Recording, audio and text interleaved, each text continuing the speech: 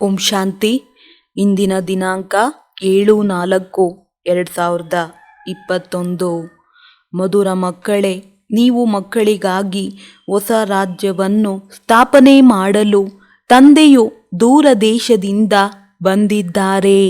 ನೀವೀಗ ಸ್ವರ್ಗಕ್ಕೆ ಯೋಗ್ಯರಾಗುತ್ತಿದ್ದೀರಿ. ಪ್ರಶ್ನೆ: ಯಾವ ಮಕ್ಕಳಿಗೆ ತಂದೆಯಲ್ಲಿ ಅಟೂಟ ನಿಶ್ಚಯವಿದೆಯೋ ಅವರ ಚಿಹ್ನೆಗಳೇನು? ಉತ್ತರ: ತಂದೆಯಿಂದ ಯಾವುದೇ ಆಜ್ಞೆ ಸಿಗಲಿ ಅವರು ಕಣ್ಣು ಮುಚ್ಚಿಕೊಂಡು ತಂದೆಯ ಶ್ರೀಮತದಂತೆ ನಡೆಯುತ್ತಿರುತ್ತಾರೆ. ಇದರಲ್ಲಿ ನಷ್ಟವಾಗುವುದೇನು ಎಂಬ ಸಂಕಲ್ಪವೂ ಸಹ ಬರುವುದಿಲ್ಲ. ಏಕೆಂದರೆ ಇಂತಹ ನಿಶ್ಚಯ ಬುದ್ಧಿ ಮಕ್ಕಳಿಗೆ ಸ್ವಯಂ ತಂದೆಯೇ ಜವಾಬ್ದಾರನಾಗಿದ್ದಾರೆ. ಅವರಿಗೆ ನಿಶ್ಚಯದ ಬಲ ಸಿಗುತ್ತದೆ. ಸ್ಥಿತಿಯು ಅಡೋಲ ಮತ್ತು ಅಚಲವಾಗಿ ಬಿಡುತ್ತದೆ. ಗೀತೆ: ನೀವೇ ಮಾತಾ ಪಿತಾ ಆಗಿದ್ದೀರಿ. ಓಂ ಶಾಂತಿ. ಈಗ ಯಾರ ಮಹಿಮೆಯನ್ನು ಕೇಳಿದ್ದೀರಿ? ಯಾರನ್ನು ನೀವು ಮಕ್ಕಳ ವಿನಃ ಪ್ರಪಂಚದಲ್ಲಿ ಮತ್ಯಾರೂ ತಿಳಿದುಕೊಂಡಿಲ್ಲ. ಇದು ಶ್ರೇಷ್ಠಾತಿ ಶ್ರೇಷ್ಠ ತಂದೆಯ ಮಹಿಮೆಯಾಗಿದೆ. ಉಳಿದಂತೆ ಮತ್ಯಾರದೇ ಮಹಿಮೆ ಮಾಡಿದರೂ ಸಹ ಅದು ವ್ಯರ್ಥವಾಗಿ ಬಿಡುತ್ತದೆ. ಶ್ರೇಷ್ಠಾತಿ ಶ್ರೇಷ್ಠನು ಒಬ್ಬರೇ ತಂದೆಯಾಗಿದ್ದಾರೆ.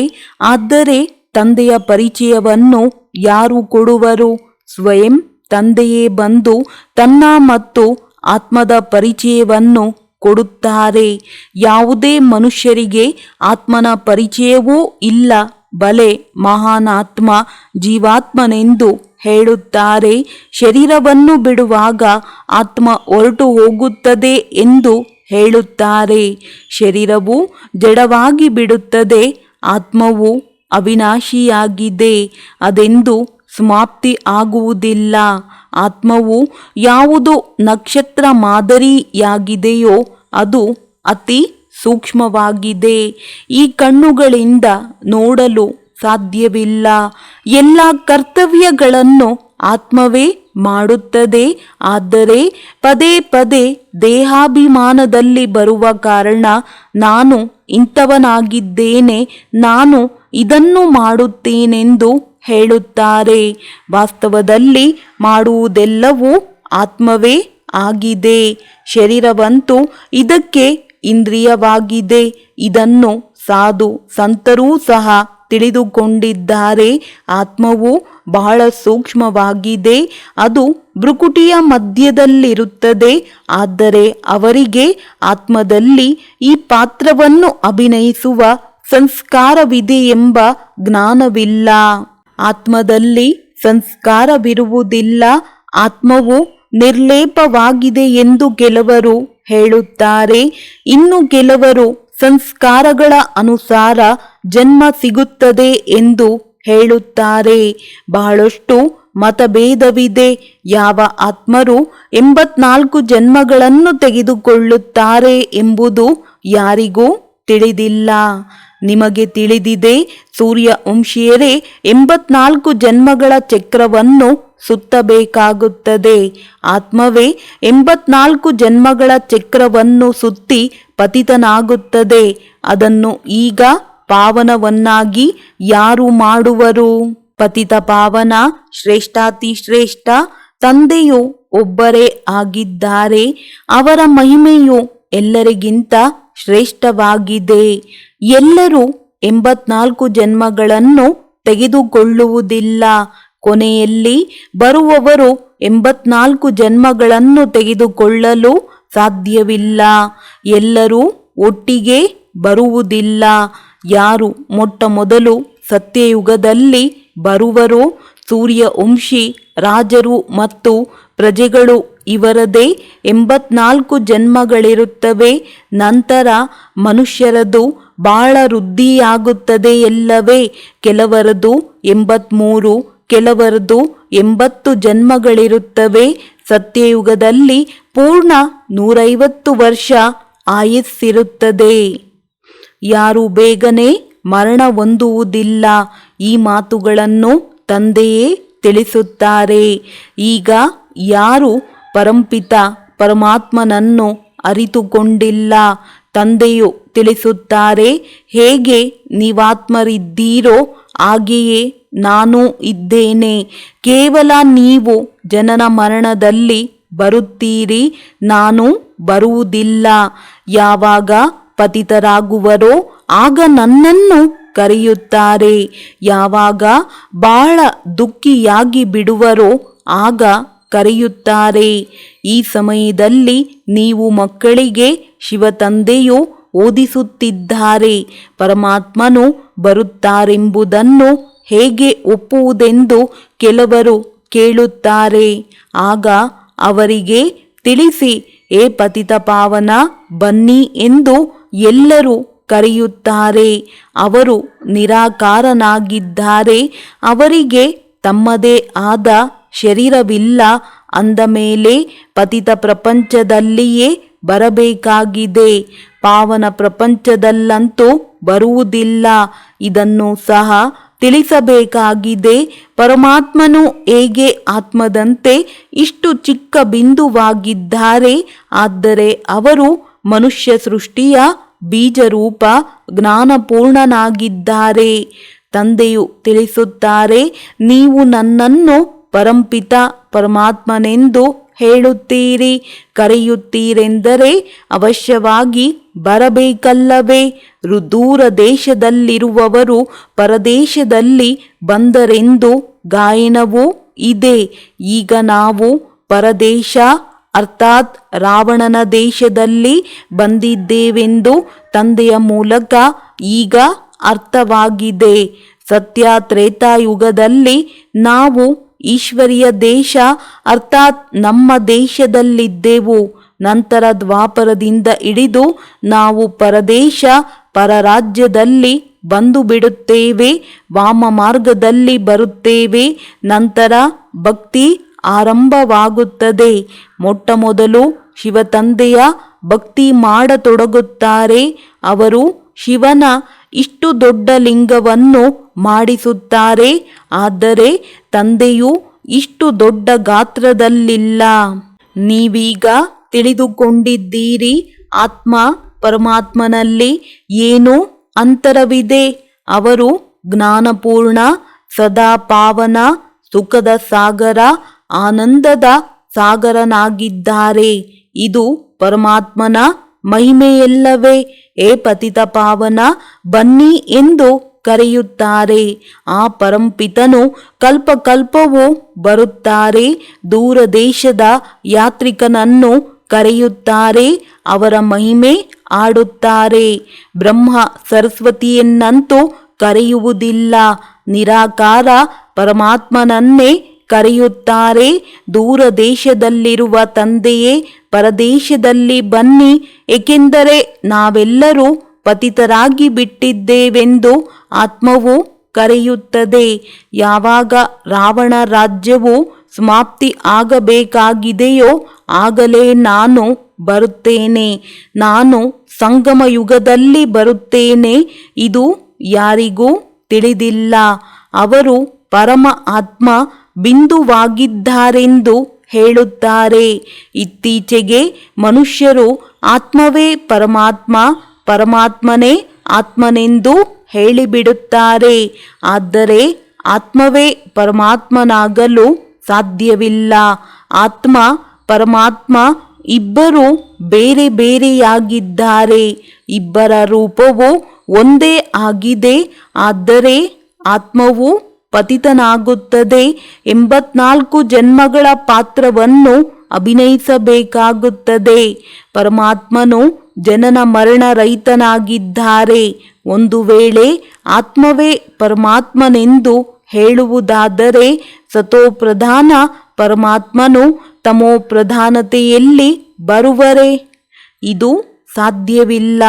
ತಂದೆಯು ತಿಳಿಸುತ್ತಾರೆ, ನಾನು ಸರ್ವ ಆತ್ಮರ ಸೇವೆ ಮಾಡಲು ಬರುತ್ತೇನೆ. ನನ್ನ ಜನ್ಮವೆಂದು ಹೇಳಲಾಗುವುದಿಲ್ಲ. ನಾನು ನರಕವಾಸಿಗಳನ್ನು ಸ್ವರ್ಗವಾಸಿಗಳನ್ನಾಗಿ ಮಾಡುವುದಕ್ಕಾಗಿಯೇ ಬರುತ್ತೇನೆ. ಪರದೇಶದಲ್ಲಿ ತಮ್ಮ ಸ್ವರ್ಗ ಸ್ಥಾಪನೆ ಮಾಡಲು ತಂದೆಯೂ ಬಂದಿದ್ದಾರೆ. ತಂದೆಯೇ ಬಂದು ನಮ್ಮನ್ನು ಸ್ವರ್ಗಕ್ಕೆ ಯೋಗ್ಯರನ್ನಾಗಿ ಮಾಡುತ್ತಾರೆ. ತಂದೆಯು ಇದನ್ನು ತಿಳಿಸಿದ್ದಾರೆ. ಎಲ್ಲ ಆತ್ಮರ ಪಾತ್ರವು ಬೇರೆ ಬೇರೆಯಾಗಿದೆ. ಪರಮಾತ್ಮನು ಜನನ ಮರಣ ರಹಿತನಾಗಿದ್ದಾರೆ. ಅವರು ಅವಶ್ಯವಾಗಿ ಬರುತ್ತಾರೆ. ಆದ್ದರಿಂದಲೇ ಶಿವರಾತ್ರಿಯನ್ನು ಆಚರಿಸುತ್ತಾರೆ. ಆದರೆ ಅವರು ಯಾವಾಗ ಬಂದರು ಎಂಬುದನ್ನು ತಿಳಿದುಕೊಂಡಿಲ್ಲ. ಹಾಗೆಯೇ ಶಿವ ಜಯಂತಿಯನ್ನು ಆಚರಿಸುತ್ತಾ ಬಂದಿದ್ದಾರೆ. ಅವಶ್ಯವಾಗಿ ಸ್ವರ್ಗ ಸ್ಥಾಪನೆ ಮಾಡಲು ಸಂಗಮ ಯುಗದಲ್ಲಿಯೇ ಬಂದಿರಬೇಕು. ಪತಿತರನ್ನು ಪಾವನ ಮಾಡಲು ಅವಶ್ಯವಾಗಿ ಸಂಗಮ ಯುಗದಲ್ಲಿಯೇ ಬರುತ್ತಾರಲ್ಲವೇ. ಪಾವನ ಸೃಷ್ಟಿಯು ಸ್ವರ್ಗವಾಗಿದೆ. ಪತಿತ ಪಾವನ ಬನ್ನಿ ಎಂದು ಕರೆಯುತ್ತಾರೆ. ಅಂದ ಮೇಲೆ ಅವಶ್ಯವಾಗಿ ಪತಿತ ಪ್ರಪಂಚದ ವಿನಾಶದ ಸಮಯವಾಗಿರಬೇಕು. ಆಗಲೇ ಪಾವನ ಪ್ರಪಂಚವನ್ನು ಸ್ಥಾಪನೆ ಮಾಡುತ್ತಾರೆ. ಯುಗ ಯುಗಗಳಲ್ಲಿ ಬರುವುದಿಲ್ಲ. ತಂದೆಯು ತಿಳಿಸುತ್ತಾರೆ, ನಾನು ಸಂಗಮದಲ್ಲಿಯೇ ಬಂದು ಪತಿತ ಪ್ರಪಂಚವನ್ನು ಪಾವನ ಮಾಡಬೇಕಾಗಿದೆ. ಇದು ಪರದೇಶ ರಾವಣನ ರಾಜ್ಯವಾಗಿದೆ. ಆದರೆ ಈಗ ರಾವಣ ರಾಜ್ಯವು ನಡೆಯುತ್ತಿದೆ ಎಂಬುದನ್ನು ಯಾವುದೇ ಮನುಷ್ಯರು ತಿಳಿದುಕೊಂಡಿಲ್ಲ. ಯಾವಾಗಿನಿಂದ ಈ ರಾವಣ ರಾಜ್ಯವು ಆರಂಭವಾಯಿತು ಎಂಬುದನ್ನು ತಿಳಿದುಕೊಂಡಿಲ್ಲ. ಮೊಟ್ಟಮೊದಲು ಮುಖ್ಯ ಮಾತೇನೆಂದರೆ ಆತ್ಮ ಮತ್ತು ಪರಮಾತ್ಮನ ರಹಸ್ಯವನ್ನು ತಿಳಿಸಬೇಕಾಗಿದೆ. ನಂತರ ಅವರು ಕಲ್ಪದ ಸಂಗಮಯುಗದಲ್ಲಿ ಪಾವನ ಮಾಡಲು ಬರುತ್ತಾರೆ ಎಂಬುದನ್ನು ತಿಳಿಸಬೇಕಾಗಿದೆ.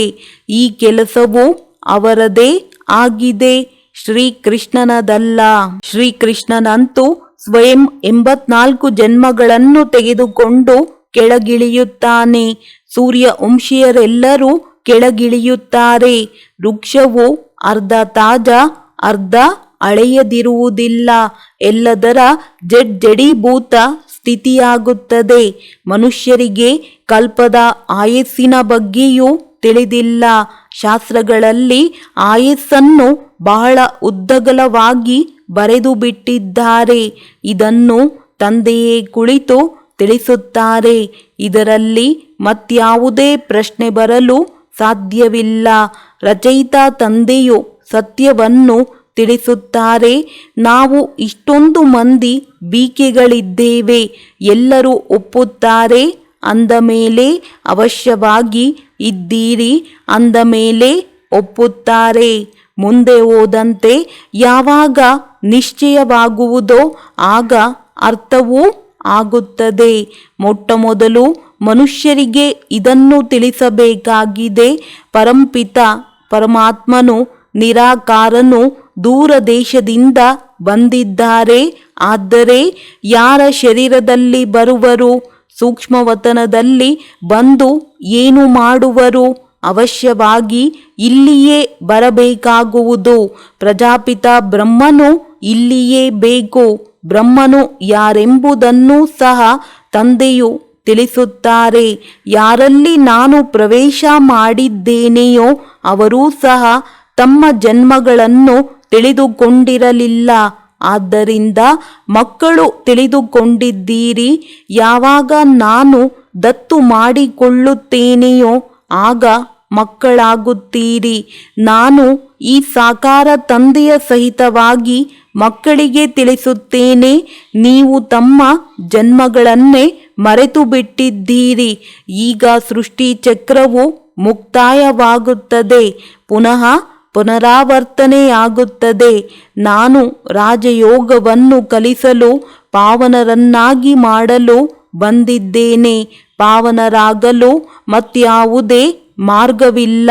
ಒಂದು ವೇಳೆ ಮನುಷ್ಯರು ಈ ರಹಸ್ಯವನ್ನು ತಿಳಿದುಕೊಂಡಿದ್ದರೆ ಗಂಗೆ, ಮೇಳ ಇತ್ಯಾದಿಗಳಲ್ಲಿ ಸ್ನಾನ ಮಾಡಲು ಹೋಗುತ್ತಿರಲಿಲ್ಲ. ಈ ನೀರಿನ ನದಿಗಳಲ್ಲಿ ಸದಾ ಸ್ನಾನ ಮಾಡುತ್ತಲೇ ಇರುತ್ತಾರೆ. ದ್ವಾಪರದಿಂದ ಹಿಡಿದು ಮಾಡುತ್ತಲೇ ಬಂದಿದ್ದಾರೆ. ಗಂಗೆಯಲ್ಲಿ ಮುಳುಗುವುದರಿಂದ ಪಾಪ ನಾಶವಾಗುತ್ತದೆ ಎಂದು ತಿಳಿದುಕೊಳ್ಳುತ್ತಾರೆ. ಆದರೆ ಯಾರದೂ ಪಾಪ ನಾಶವಾಗುವುದಿಲ್ಲ. ಮೊಟ್ಟ ಮೊದಲು ಆತ್ಮ ಮತ್ತು ಪರಮಾತ್ಮನ ರಹಸ್ಯವನ್ನು ತಿಳಿಸಿ. ಆತ್ಮರೇ ಪರಮಾತ್ಮ ತಂದೆಯನ್ನು ಕರೆಯುತ್ತಾರೆ. ಅವರು ನಿರಾಕಾರನಾಗಿದ್ದಾರೆ. ಆತ್ಮವು ನಿರಾಕಾರಿಯಾಗಿದೆ. ಈ ಕರ್ಮೇಂದ್ರಿಯಗಳ ಮೂಲಕ ಆತ್ಮವು ಕರೆಯುತ್ತದೆ. ಭಕ್ತಿಯ ನಂತರ ಭಗವಂತನು ಬರಬೇಕಾಗಿದೆ. ಇದು ಸಹ ಡ್ರಾಮಾದಲ್ಲಿ ಪಾತ್ರವಿದೆ. ತಂದೆಯು ತಿಳಿಸುತ್ತಾರೆ, ನಾನು ಹೊಸ ಪ್ರಪಂಚದ ಸ್ಥಾಪನೆ ಮಾಡಲು ಬರಬೇಕಾಗುತ್ತದೆ. ಶಾಸ್ತ್ರಗಳಲ್ಲಿಯೂ ಇದೆ, ಭಗವಂತನಿಗೆ ಸಂಕಲ್ಪ ಬಂದಿತು ಎಂದು. ಅಂದ ಮೇಲೆ ಅವಶ್ಯವಾಗಿ ಡ್ರಾಮಾ ಪ್ಲಾನ್ ಅನುಸಾರ ಸಂಕಲ್ಪ ಬಂದಿರಬೇಕು. ಮೊದಲು ಈ ಮಾತುಗಳನ್ನು ತಿಳಿದುಕೊಳ್ಳುತ್ತಿರಲಿಲ್ಲ.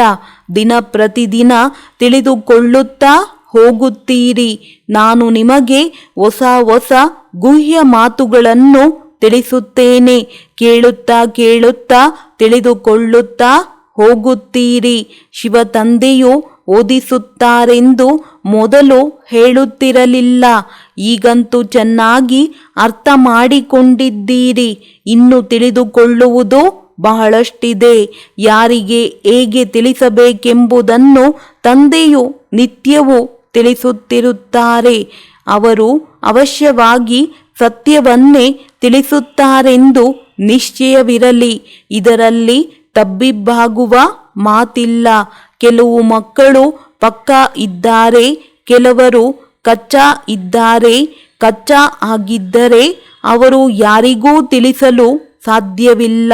ಶಾಲೆಯಲ್ಲಿಯೂ ನಂಬರ್ ವಾರ್ ಇರುತ್ತಾರೆ. ಇಲ್ಲಿ ಅನೇಕರಿಗೆ ಈ ಸಂಶಯ ಬರುತ್ತದೆ, ಪರಂಪಿತ ಪರಮಾತ್ಮನೇ ಬಂದು ಓದಿಸುತ್ತಾರೆಂದು ನಾವು ಹೇಗೆ ತಿಳಿದುಕೊಳ್ಳುವುದು? ಏಕೆಂದರೆ ಶ್ರೀಕೃಷ್ಣನು ಜ್ಞಾನವನ್ನು ತಿಳಿಸಿದನೆಂದು ಅವರ ಬುದ್ಧಿಯಲ್ಲಿದೆ. ಆದರೆ ಪತಿತ ಪ್ರಪಂಚದಲ್ಲಂತೂ ಕೃಷ್ಣನು ಬರಲು ಸಾಧ್ಯವಿಲ್ಲ. ಆದ್ದರಿಂದ ಅವರಿಗೆ ಇದನ್ನು ಸಿದ್ಧ ಮಾಡಿ ತಿಳಿಸಿ, ಪತಿತ ಪ್ರಪಂಚ ಮತ್ತು ಪತಿತ ಶರೀರದಲ್ಲಿಯೇ ಪರಮಾತ್ಮನು ಬರಬೇಕಾಗುತ್ತದೆ. ತಂದೆಯು ಇದನ್ನೂ ತಿಳಿದುಕೊಳ್ಳುತ್ತಾರೆ. ಪ್ರತಿಯೊಬ್ಬರ ಬುದ್ಧಿಯು ತಮ್ಮ ತಮ್ಮದೇ ಆಗಿದೆ. ಕೆಲವರಂತೂ ಬಹುಬೇಗನೆ ತಿಳಿದುಕೊಳ್ಳುತ್ತಾರೆ. ಎಷ್ಟು ಸಾಧ್ಯವೋ ಅಷ್ಟು ತಿಳಿಸಿಕೊಡಬೇಕಾಗಿದೆ. ಬ್ರಾಹ್ಮಣರೆಲ್ಲರೂ ಒಂದೇ ರೀತಿ ಇರುವುದಿಲ್ಲ. ಆದರೆ ಮಕ್ಕಳಲ್ಲಿ ಬಹಳ ದೇಹಾಭಿಮಾನವಿದೆ. ತಂದೆಯೂ ಸಹ ತಿಳಿದುಕೊಂಡಿದ್ದಾರೆ. ಮಕ್ಕಳಲ್ಲಿ ನಂಬರ್ ವಾರ್ ಇದ್ದಾರೆ. ತಂದೆಯ ಆದೇಶದಂತೆ ಮಕ್ಕಳು ನಡೆಯಬೇಕಾಗಿದೆ. ದೊಡ್ಡ ತಂದೆಯು ಏನು ಹೇಳುವರೋ ಅದನ್ನು ಪಾಲಿಸಬೇಕಲ್ಲವೇ? ಗುರುಗಳ ಮತವನ್ನಂತೂ ಪಾಲಿಸುತ್ತಾ ಬಂದಿದ್ದೀರಿ. ಈಗ ಯಾವ ತಂದೆಯು ಸ್ವರ್ಗದಲ್ಲಿ ಕರೆದುಕೊಂಡು ಹೋಗುವವರಿದ್ದಾರೆ, ಅವರ ಮಾತನ್ನಂತೂ ಕಣ್ಣು ಮುಚ್ಚಿ ಒಪ್ಪಿಕೊಳ್ಳಬೇಕಲ್ಲವೇ? ಆದರೆ ಇಷ್ಟು ನಿಶ್ಚಯ ಬುದ್ಧಿಯವರಿಲ್ಲ. ಬಲೆ ಅದರಲ್ಲಿ ಲಾಭವಾಗಲಿ ನಷ್ಟವಾಗಲಿ, ಆದರೆ ಒಪ್ಪಿಕೊಳ್ಳಬೇಕು. ತಿಳಿದುಕೊಳ್ಳಿ, ಬಲೆ ಅದರಲ್ಲಿ ನಷ್ಟವಾಗಲೂಬಹುದು. ಆದರೂ ಸಹ ತಂದೆಯು ತಿಳಿಸುತ್ತಾರೆ, ಮಕ್ಕಳೇ, ನಮಗೆ ಶಿವ ತಂದೆಯೇ ಹೇಳುತ್ತಾರೆಂದು ತಿಳಿದುಕೊಳ್ಳಿ. ಬ್ರಹ್ಮನೆಂದು ತಿಳಿಯಬೇಡಿ. ಶಿವ ತಂದೆಯೇ ಜವಾಬ್ದಾರನಾಗುವರು. ಶಿವ ತಂದೆಗೆ ಇದು ರಥವಾಗಿದೆ ಅಂದ ಮೇಲೆ ಅವರು ಸರಿಪಡಿಸುತ್ತಾರೆ. ಮಕ್ಕಳೇ, ನಾನು ಕುಳಿತಿದ್ದೇನೆ. ಆದ್ದರಿಂದ ಸದಾ ಶಿವ ತಂದೆಯೇ ತಿಳಿಸುತ್ತಾರೆ. ಇವರಿಗೇನು ಗೊತ್ತಿಲ್ಲವೆಂದೇ ತಿಳಿದುಕೊಳ್ಳಿ. ಒಂದು ಕಡೆ ನಿಶ್ಚಯವನ್ನಿಡಬೇಕು. ನನ್ನ ಮಾತನ್ನು ನೀವು ಪಾಲಿಸುತ್ತಾ ಇದ್ದರೆ ನಿಮ್ಮ ಕಲ್ಯಾಣವಾಗುತ್ತಾ ಇರುವುದು. ಒಂದು ವೇಳೆ ಈ ಬ್ರಹ್ಮರವರು ಏನಾದರೂ ತಿಳಿಸಿದರೂ ಸಹ ಅದಕ್ಕೆ ನಾನು ಜವಾಬ್ದಾರನಾಗಿದ್ದೇನೆ. ನೀವು ಮಕ್ಕಳು ಚಿಂತೆ ಮಾಡಬೇಡಿ. ಶಿವತಂದೆಯನ್ನು ನೆನಪು ಮಾಡುವುದರಿಂದ ಸ್ಥಿತಿಯು ಇನ್ನೂ ಪಕ್ಕ ಆಗಿಬಿಡುವುದು. ನಿಶ್ಚಯದಲ್ಲಿ ವಿಕರ್ಮಗಳು ವಿನಾಶವಾಗುತ್ತದೆ, ಬಲವೂ ಸಿಗುತ್ತದೆ. ತಂದೆಯನ್ನು ಎಷ್ಟು ನೆನಪು ಮಾಡುತ್ತೀರೋ ಅಷ್ಟು ಹೆಚ್ಚು ಬಲ ಸಿಗುವುದು. ಯಾರು ಶ್ರೀಮತದಂತೆ ನಡೆದು ಸರ್ವೀಸ್ ಮಾಡುವರೋ ಅವರೇ ಶ್ರೇಷ್ಠ ಪದವಿಯನ್ನು ಪಡೆಯುವರು. ಅನೇಕರಲ್ಲಿ ಬಹಳ ದೇಹಾಭಿಮಾನವಿರುತ್ತದೆ. ತಂದೆಯನ್ನು ನೋಡಿ ಎಲ್ಲ ಮಕ್ಕಳೊಂದಿಗೆ ಎಷ್ಟು ಪ್ರೀತಿಯಿಂದ ನಡೆಯುತ್ತಾರೆ, ಎಲ್ಲರೊಂದಿಗೆ ಮಾತನಾಡುತ್ತಿರುತ್ತಾರೆ, ಮಕ್ಕಳೊಂದಿಗೆ ಕೇಳುತ್ತಾರೆ, ಆರಾಮವಾಗಿ ಕುಳಿತಿದ್ದೀರಾ, ಯಾವುದೇ ತೊಂದರೆ ಇಲ್ಲವೇ, ಮಕ್ಕಳ ಮೇಲೆ ಪ್ರೀತಿ ಇರುತ್ತದೆ. ಬೇಅದ್ದಿನ ತಂದೆಗೆ ಮಕ್ಕಳ ಪ್ರತಿ ಬಹಳ ಪ್ರೀತಿ ಇರುತ್ತದೆ. ಯಾರೆಷ್ಟು ಶ್ರೀಮತದಂತೆ ಸರ್ವೀಸ್ ಮಾಡುವರೋ ಅದರನುಸಾರ ಪ್ರೀತಿ ಇರುತ್ತದೆ. ಸೇವೆಯಲ್ಲಿಯೇ ಲಾಭವಿದೆ. ಸೇವೆಗಾಗಿ ತಮ್ಮ ಮೂಳೆಗಳನ್ನು ಉಪಯೋಗಿಸಬೇಕಾಗಿದೆ.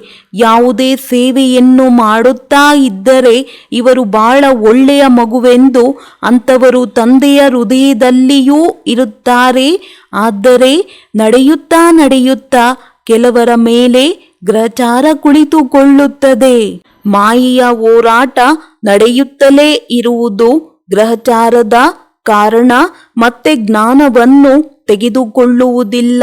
ಕೆಲವರಂತೂ ಕರ್ಮಣ ಸೇವೆಯನ್ನು ಅವಿಶ್ರಾಂತವಾಗಿ ಮಾಡುತ್ತಾರೆ. ಎಲ್ಲರನ್ನೂ ಸುಖಧಾಮದ ಮಾಲೀಕರನ್ನಾಗಿ ಮಾಡುವುದು ನಿಮ್ಮ ಕರ್ತವ್ಯವಾಗಿದೆ. ಯಾರಿಗೂ ದುಃಖವನ್ನು ಕೊಡಬಾರದು. ಜ್ಞಾನವಿಲ್ಲದಿದ್ದರೆ ಬಹಳ ದುಃಖ ಕೊಡುತ್ತಾರೆ. ನಂತರ ಎಷ್ಟಾದರೂ ತಿಳಿಸಿ ಅವರು ತಿಳಿದುಕೊಳ್ಳುವುದಿಲ್ಲ. ಮೊಟ್ಟಮೊದಲು ಆತ್ಮ ಮತ್ತು ಪರಮಾತ್ಮನ ತಿಳುವಳಿಕೆ ನೀಡಬೇಕಾಗಿದೆ. ಹೇಗೆ ಆತ್ಮದಲ್ಲಿ 84 ಜನ್ಮಗಳ ಪಾತ್ರವು ತುಂಬಲ್ಪಟ್ಟಿದೆ, ಅದು ಅವಿನಾಶಿ ಪಾತ್ರವಾಗಿದೆ, ಅದೆಂದೂ ಬದಲಾಗುವುದಿಲ್ಲ. ಡ್ರಾಮಾದಲ್ಲಿ ನಿಗದಿಯಾಗಿದೆ. ಈ ನಿಶ್ಚಯವಿರುವವರು ಎಂದೂ ಅಲುಗಾಡುವುದಿಲ್ಲ. ಅನೇಕ ಮಕ್ಕಳು ಅಲುಗಾಡುತ್ತಾರೆ. ಅಂತಿಮದಲ್ಲಿ ಯಾವಾಗ ಬಿದಿರಿನ ಕಾಡಿಗೆ ಬೆಂಕಿ ಬೀಳುವುದೋ ಆಗ ಅಚಲರಾಗಿ ಬಿಡುತ್ತಾರೆ. ಈಗಂತೂ ಬಹಳ ಯುಕ್ತಿಯಿಂದ ತಿಳಿಸಬೇಕಾಗಿದೆ. ಒಳ್ಳೊಳ್ಳೆಯ ಮಕ್ಕಳು ಸೇವೆಯಲ್ಲಿ ತತ್ಪರರಾಗಿರುತ್ತಾರೆ. ತಂದೆಯ ಹೃದಯದಲ್ಲಿರುತ್ತಾರೆ. ಬಹಳ ತೀಕ್ಷ್ಣವಾಗಿ ಮುಂದೆ ಹೋಗುತ್ತಿರುತ್ತಾರೆ. ಬಹಳ ಪರಿಶ್ರಮ ಪಡುತ್ತಾರೆ. ಅವರಿಗೆ ಸರ್ವೀಸಿನ ಬಹಳ ಉಮಂಗವಿರುತ್ತದೆ. ಯಾರಲ್ಲಿ ಯಾವ ಗುಣವಿದೆಯೋ ಅದನ್ನು ತಂದೆಯು ವರ್ಣನೆ ಮಾಡುತ್ತಾರೆ. ಒಳ್ಳೆಯದು. ಮಧುರಾತಿ ಮಧುರ ಅಗಲಿ ಹೋಗಿ ಮರಳಿ ಸಿಕ್ಕಿರುವ ಮಕ್ಕಳ ಪ್ರತಿ ಮಾತ್ಪಿತಾ ಬಾಪ್ದಾದಾರವರ ನೆನಪು, ಪ್ರೀತಿ ಹಾಗೂ ಸುಪ್ರಭಾತ. ಆತ್ಮಿಕ ಮಕ್ಕಳಿಗೆ ಆತ್ಮಿಕ ತಂದೆಯ ನಮಸ್ತೆ. ಧಾರಣೆಗಾಗಿ ಮುಖ್ಯ ಸಾರ. ಸೇವೆಯಲ್ಲಿ ಮೂಳೆಗಳನ್ನು ಉಪಯೋಗಿಸಬೇಕಾಗಿದೆ. ಯಾವುದೇ ಮಾತಿನಲ್ಲಿ ಸಂಶಯ ಬರಬಾರದು. ಎಲ್ಲರಿಗೆ ಸೇವೆಯಿಂದ ಸುಖವನ್ನೇ ಕೊಡಬೇಕಾಗಿದೆ, ದುಃಖವನ್ನಲ್ಲ.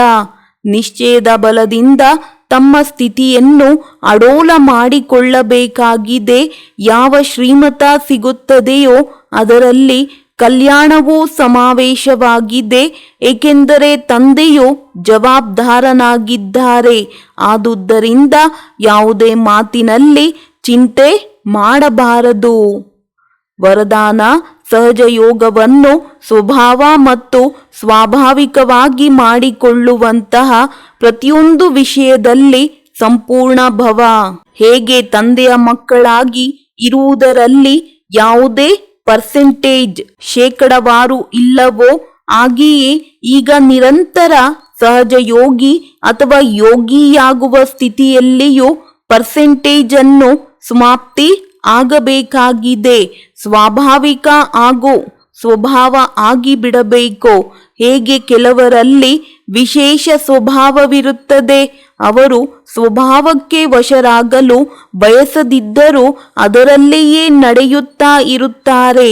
ಹಾಗೆಯೇ ಇದೂ ಸಹ ಸ್ವಭಾವ ಆಗಿಬಿಡಲಿ. ನಾನು ಏನು ಮಾಡಲಿ, ಹೇಗೆ ಯೋಗವನ್ನಿಡಲಿ ಎಂಬ ಮಾತುಗಳು ಸಮಾಪ್ತಿ ಆಗಿಬಿಡುತ್ತದೆ. ಎಂದರೆ ಪ್ರತಿಯೊಂದು ವಿಷಯದಲ್ಲಿ ಸಂಪೂರ್ಣರು ಆಗಿಬಿಡುತ್ತೀರಿ. ಸಂಪೂರ್ಣರು ಎಂದರೆ ಪ್ರಭಾವ ಹಾಗೂ ಲೋಪದೋಷಗಳಿಂದ ದೂರವಿರುವುದು. ಸ್ಲೋಗನ್: ಸಹನೆ ಮಾಡಬೇಕೆಂದರೆ ಖುಷಿಯಿಂದ ಮಾಡಿ, ವಿವಶತೆಯಿಂದ ಮಾಡುವುದಲ್ಲ. ಒಳ್ಳೆಯದು. ಓಂ ಶಾಂತಿ.